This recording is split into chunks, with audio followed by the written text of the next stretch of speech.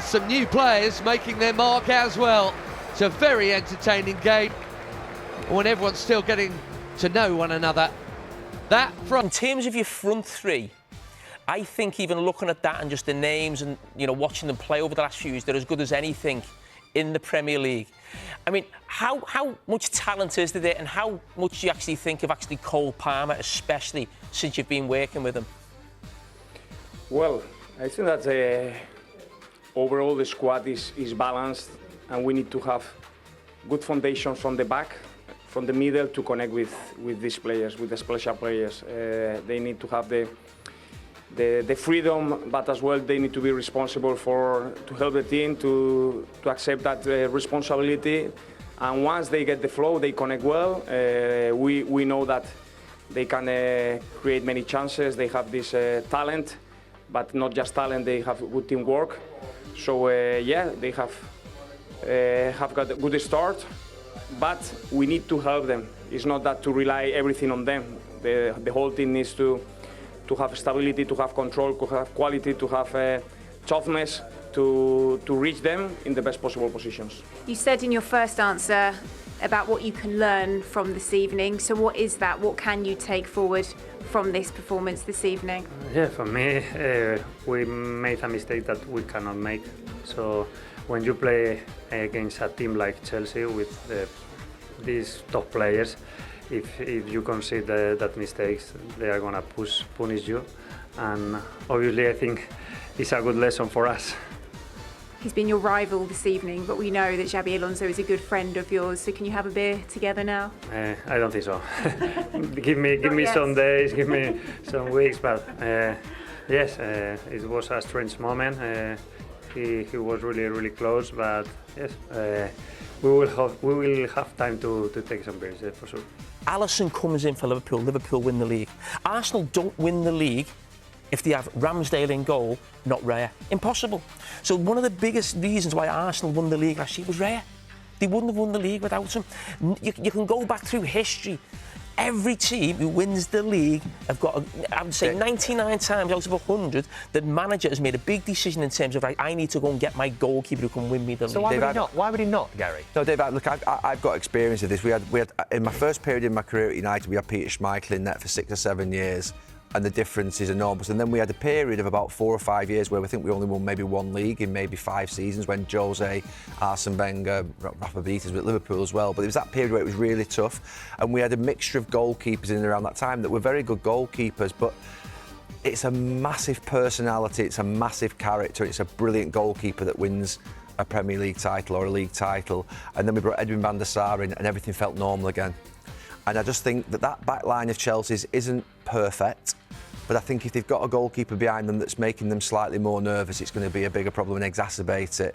And I'm saying this quite calmly because we're talking about a human being here, but the reality of it is Chelsea do need a goalkeeper, and it's one thing that I'm surprised that they've not dealt with in this transfer window, because it has been coming this for a couple of years. We've said goalkeeper, we've said centre-back, and we've said some experience down the spine, haven't we? And he's dealt with most things, but that's the last piece, I think. Winning the league. We'll get there Monday Night Football predictions when Fulham play Chelsea, and Gary's actually the defending champion. That'll happen at 10:30 after the game.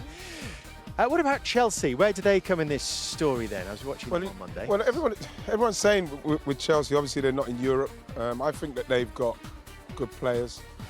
You know, especially I think up front they could cause problems. Midfield, same thing. I think the goalkeeper is something, I don't want to diss him too much, but I think that if there's anything I'd say, it probably is the goalkeeper. I think Lacroix is a good signing alongside Colwill. You know, the midfield's good, and then I think up front with João Pedro.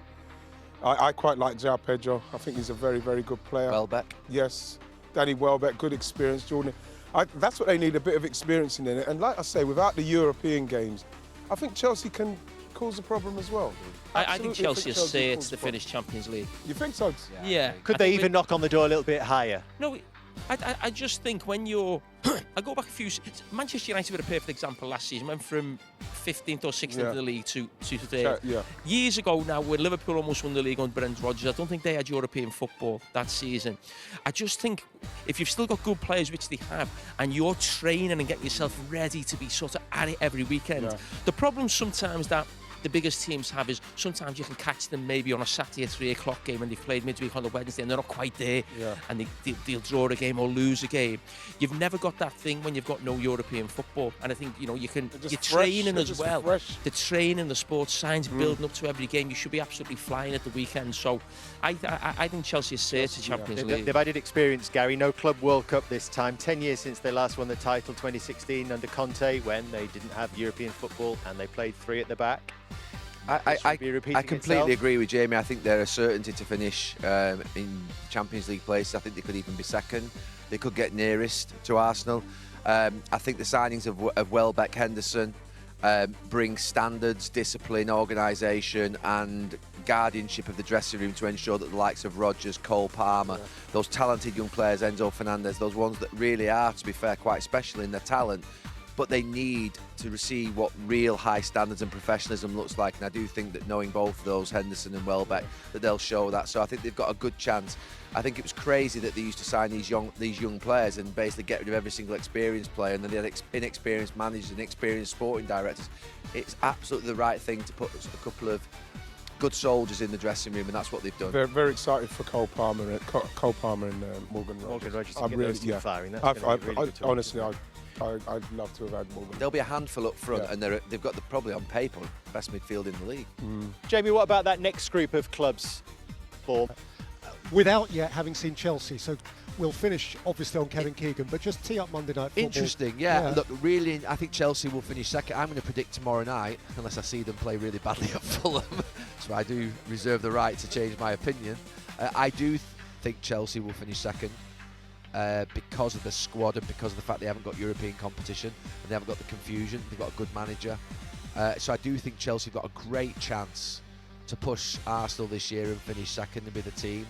And let's see tomorrow night. They play Fulham in a local derby. It's going to be a tough game. Game 1 of the season. But the new Chelsea, let's have a look at them and let's see what they are.